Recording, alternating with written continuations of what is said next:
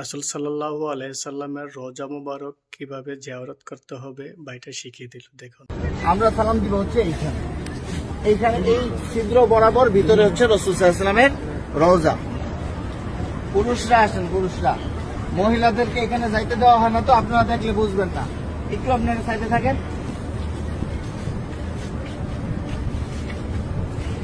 আমরা ভিতরে যাব হচ্ছে এইভাবে, আমাদের বাম দিকে থাকবে রওজা। রওজা থাকবে কি বাম দিকে। ভিতরে কথা বলার কোনো সুযোগ নাই, বেশি সময় দাঁড়ায় থাকারও সুযোগ নাই। প্রথম দুইটা ছিদ্র থাকবে, যে দুইটা ছিদ্রের ভিতরে কোনো কিছু নাই। কবরের জায়গা ফাঁকা আছে, এখানে হযরত ঈসা আলাইহিস সালাতু ওয়াস সালামকে দাফন করা হবে। ওই পাশে হচ্ছে হযরত ইমাম মাহদিকে দাফন করা হবে। তো এই যে প্রথম দুইটা ছিদ্র ফাঁকা, এখানে অনেকে দেখবেন সালাম দিতেছে, ভিড় লেগে আছে। এখানে সালাম দিব না, আমরা সালাম দিব হচ্ছে এইখানে এই ছিদ্র বরাবর ভিতরে হচ্ছে রাসূল সাল্লাল্লাহু আলাইহি সাল্লামের রওজা।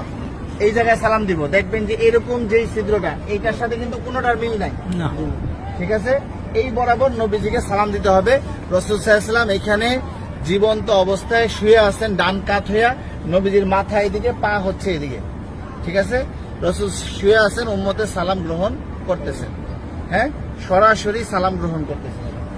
তারপরে এখানে আবু বকর রাদিয়াল্লাহু আনহুর কবর, এই বরাবর এখানে আবু বকর রাদিয়াল্লাহু আনহুকে সালাম দিতে হবে। কিভাবে সালাম দিব? নবীজিকে কিভাবে দিব? আসসালাতু আসসালামু আলাইকা ইয়া রাসূলুল্লাহ, আসসালাতু আসসালামু আলাইকা ইয়া হাবিবাল্লাহ। যতটুকু বেশি আমরা পারি বলার চেষ্টা করব। সালাম দেওয়ার সবচেয়ে সুন্দর সময় হচ্ছে রাত্রে 10:30টার পর থেকে নিয়ে রাত্রে 1টা-2টা পর্যন্ত ফাঁকা থাকে, ভিড় থাকে না। আর দিনের বেলা সকাল 7টা থেকে নিয়ে একেবারে জোহর পর্যন্ত কি ফাঁকা থাকে, ফাঁকা।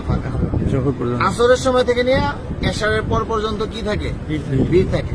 যত বেশি পারেন নবীজিকে সালাম দিবেন। যদি সালাম কবুল হয়ে যায়, আল্লাহ নবী বলতেছেন যে আমার রওজায় যে সালাম দিল তার উপরে, আমার উপরে ওয়াজিব হয়ে যায় তার জন্য হাসরের ময়দানে সুপারিশ করা। আমার সালামটা যদি গ্রহণ করেন নবীজি, তাহলে আমাদের এইটা নাজাতের উসিলা হয়ে যেতে পারে।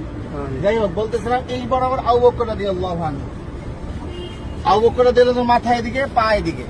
নবীজির মাথা এখানে, রাসূলের পা এই পর্যন্ত আসছে। রাসূলের শরীরের ওই পাশে হচ্ছে কি আবু বকর রাদিয়াল্লাহু আনহু। আবু বকর রাদিয়াল্লাহু আনহু ঘাড় বরাবর হচ্ছে হযরত ওমর রাদিয়াল্লাহু আনহু, উনি আরো ওই পাশে, ঠিক আছে। নবীজি এখান থেকে এভাবে শোয়া, রাসূলের পরে হচ্ছে আবু বকর রাদিয়াল্লাহু আনহু শোয়া, তারপরে হচ্ছে হযরত ওমর রাদিয়াল্লাহু আনহু। এইখানে হযরত ওমর রাদিয়াল্লাহু আনহুকে সালাম দিতে হবে। তো এইখানে নবীজিকে সালাম দিব আমরা। আর রাসূলকে অনেক মানুষ আমাদেরকে বলছে না সালাম দেওয়ার জন্য, তো আমরা নিয়ত করবো যে আমাদেরকে যত মানুষ সালাম দিতে বলছে তাদের সকলের পক্ষ থেকে সালাম, আসসালাতু আসসালামু আলাইকা ইয়া রাসূলুল্লাহ, ঠিক আছে। তারপর আবু বকর রাদিয়াল্লাহু আনহুকে সালাম দিব, হযরত ওমর রাদিয়াল্লাহু আনহুকে সালাম দিব।